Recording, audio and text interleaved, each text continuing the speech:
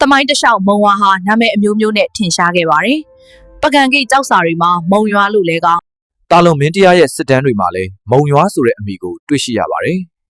။နောက်ထပ်ရေပန်းစားတဲ့ရှေးဟောင်းအဆိုတစ်ခုကတော့ပုဂ္ဂံပြည်ရှင်အနော်ရထမင်းလက်ထက်ကချင်းတွင်းမြစ်ကြောင်းအတိုင်းစံတက်လာတဲ့တထေးတဦးကဒေသခံမုံတယ်မလေးတဦးကိုတွေ့ရှိပြီးမိဖုရားမြောက်ခဲ့တယ်။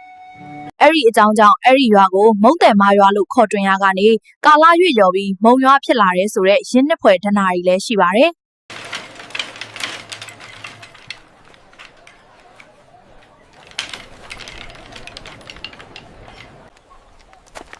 ကုန်းပေါင်ကိတ္တလျှောက်မှာတော့မုံဝါဟာအလုံမြုပ်စီရင်စုတွေကရွာကြီးတရွာအဖြစ်သားရှိခဲ့ပါတယ်